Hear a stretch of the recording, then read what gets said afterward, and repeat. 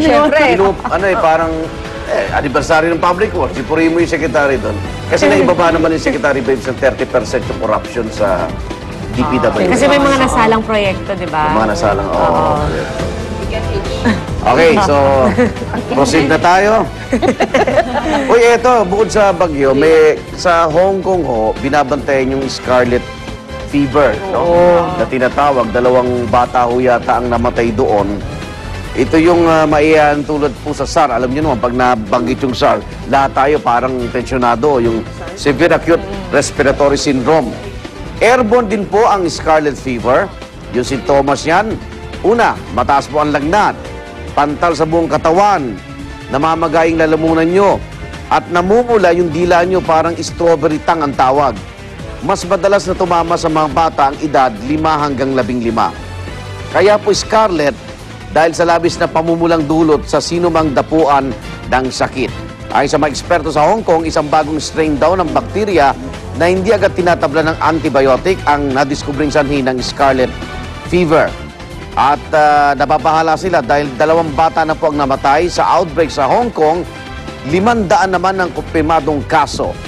Sa sarili po nating bayan, yung Bureau of Quarantine, di tulad ng SARS, pwede naman daw po maagapan ang Scarlet Fever. Ayon sa Department of Health, hindi pa naman daw natin kailangan ng travel advisory, bagamat tuloy-tuloy naman sa mga paliparan yung pagbabantay, no? Yung thermal scanners at para matukoy sino yung mga may lagnat na dumarating po sa ating bansa. So, Scarlet Fever.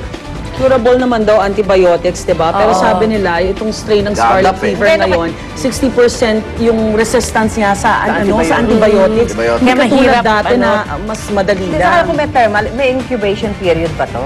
Oo, airborne din yun. Sali ka ng Hong Kong, uwi ka ngayon, wala ka pa. Paano kung may incubation Kung period? dito ka nagkasakit, dito na yon.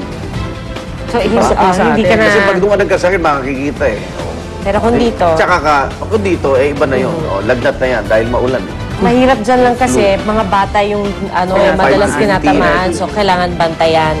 Ito naman po, ibang balita naman po, meron po tayong Pinoy na Pulitzer Prize winner. Sa Amerika po yan, at inamin niya kamakailan na isa pala siyang TNT o illegal immigrant o illegal alien, isang undocumented immigrant. Kaya kahit posibleng bunga nito ay kanyang deportation, buong puso pa rin niyang ginawa yung pag-amin at ito'y para ipaglaban ang kanyang karapatan.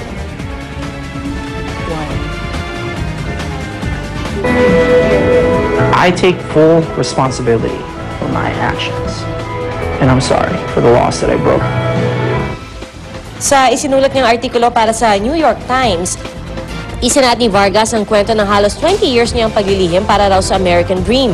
Dinala sa Amerika si Vargas noong 12 years old pa lang siya ng isang lalaking binayaran ng kanyang lolo para mabigyan siya ng peking pangalan at peking pasaporte.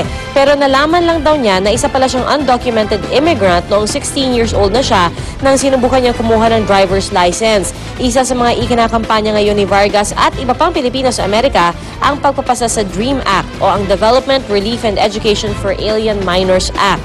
Ito po ang panukala sa US Congress na magbibigay ng conditional permanent residency sa isang illegal alien na nagtapos sa mga US high school at may good moral character, nakatira sa Amerika 5 taon bago ang pagpasa sa batas o may 2 taong serbisyo sa US military o nakapagtapos ng 4 na taong kurso sa kolehiyo.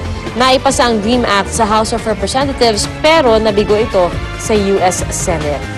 Wala talagang perfectong sistema, no? Talagang, pero mo sa Amerika, superpower na sila, pero 300,000 Pilipino TNT, hindi pa rin nila mahuli-huli.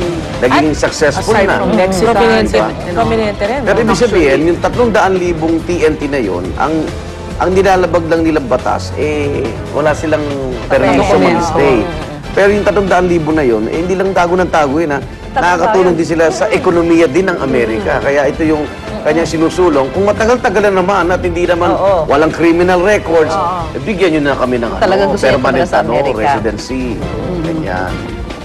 At samantala ito, pagkatapos naman ng ilang araw na paghihintay, inanunsyo na ni Harry Potter creator J.K. Rowling ang pinakaabangang sorpresa para sa kanyang fans.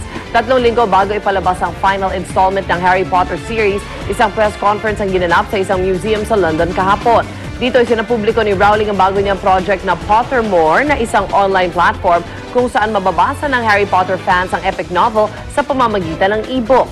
May mga bago ring kaalaman tungkol sa background ng Harry Potter character sa Pottermore, pati na ang history ng bawat house sa Hogwarts School. Libre at interactive ang site at mananatiling bukas sa publiko hanggang Oktubre. Yung dati niya asawa, sisig-sisi pa rin, no? Siguro. Grabe, bilyonaryo. 7 books na, no? Oo nga. Meron siyang asawa, di ba? Meron Si niya, JK. Oo, marami kayo yung mag-divorce kung naging successful yung babae. Tsaka magsisisi. Tsaka batang-bata pa, di ba yung babae? Late 30s ba? Early 40s? Si J.K. Rowling. Yes, Oo. At isa sa pinakamayaman, syempre sa UK. Bilyonaryo. Dahil sa kanyang Harry Potter. Okay, mga igans, para sa masang pagbabalita, ulitin lang po namin yung mga announcement bago kami pasamantala munang magpaalam. Walang klase ngayon mula preschool hanggang high school, public o private sa buong Metro Manila at sa iba pang lugar sa Luzon. Kaya mamaya, uulit-ulitin natin yan. Tawag lang po dito sa unang hirit para po doon sa mga may announcement pa. No? Baka ngayon nyo lang mamulatan, baha pala doon sa paligid ninyo. Bukas kami rito sa iba pang local government official. Magpapahayag po ng walang pasok ngayong araw. Magbabalik po ang unang hirit. Unang hirit, ang saya-saya. Sa unang hirit, unang hirit, unang hirit. Manggulat ka. Unang hirit. Ang mas maganang pagsalubong sa inyong umaga ay hatid ng unang hirit at Select Toyo. Ang lumalaking baby kailangan ng sapat na protein, iron, vitamin A at iba pa araw-araw. Pero ang liit pa ng tiyan niya. Kasya ba lahat ng yan? Kaya may Cerelac. Bawat serving